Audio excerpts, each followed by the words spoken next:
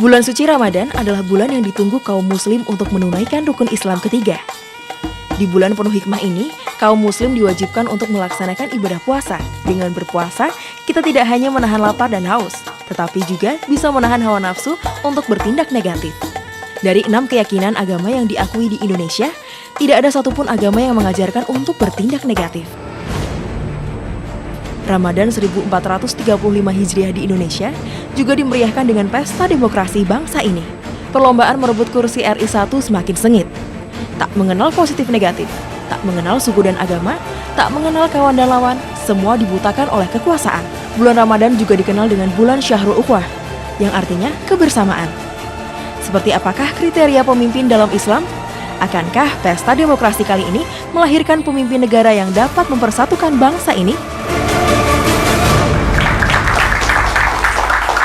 Assalamualaikum Doro. Sopo? Mas Sentilun. Kamu? Puasa-puasa begini Doro ini kelihatan makin cakep. Kelihatan auranya. Kalau ibaratnya mah Doro ini seperti aura kasih. Kalau aku? Loh, kalau melihat Mas Sentilun ini kelihatan auratnya. Kasihan deh. Aduh, tumben ya. Kok datang-datang muji-muji. Ada maksudnya. Biasanya kuno. Doro ini kan bulan suci Ramadan, Doro. Kita harus selalu senantiasa melakukan kebaikan.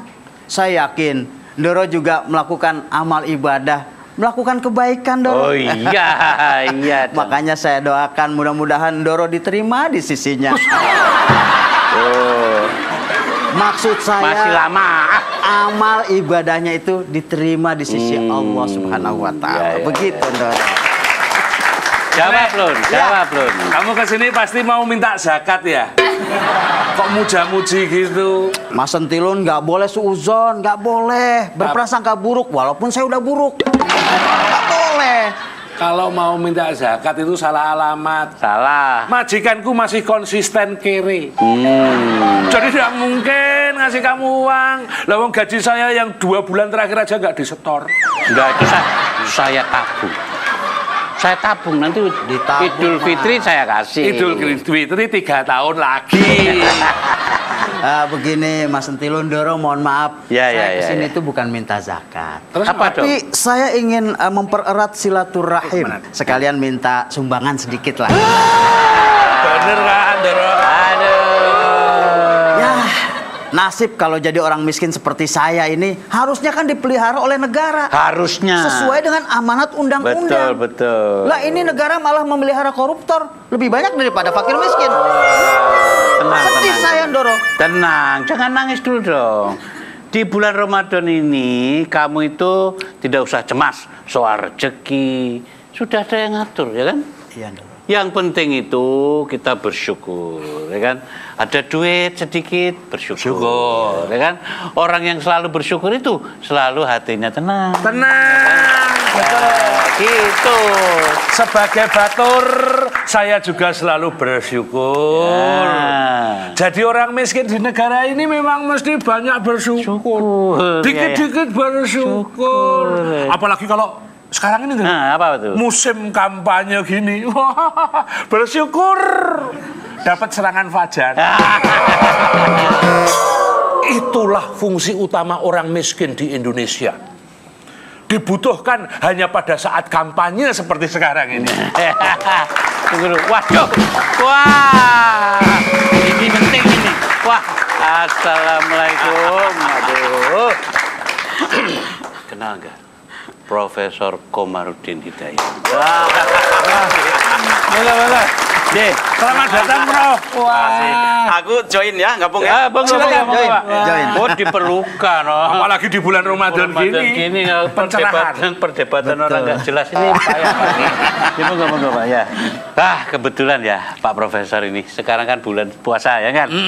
Jadi kalau kita ngobrol ini bulan puasa, waduh banyak godaan gitu. Jadi puasa itu kan penahan nafsu Pak ya, kalau nggak salah ya. Termasuk nafsu kepada kekuasaan. Tapi kok malah banyak kampanye hitam. Penuh fitnah. Kalau fitnah kan itu bisa dibilang bukan kampanye yang Islami tuh. Kok aku bingung sendiri ini. Maksudnya bingung sendiri itu gimana? Saya punya usul bagaimana kalau model kampanye itu dibuat kampanye syariah. Maksudnya? Ya, jadi kalau pada saat pemungutan suara itu suaranya bagi hasil aja. Enggak, kita kembali kepada ahlinya dong. Iya, betul. Itu kira-kira gimana itu, Pak? Sekarang ini kita akan menghadapi pemilihan pemimpin. Iya. Nah, kalau dalam pandangan Islam, pemimpin itu paling tidak ada 3 macam. 1, pemimpin Muslim. Oh, ini. Ya, artinya dia orang Muslim, namun belum tentu perilakunya Islami. Makanya ada orang yang Muslim tapi tidak Islami. Islami artinya apa? Pemimpin yang programnya, perilakunya itu sesuai dengan nilai-nilai Islam. Ada juga orang yang bukan Muslim, tapi perilakunya Islami. Ada itu.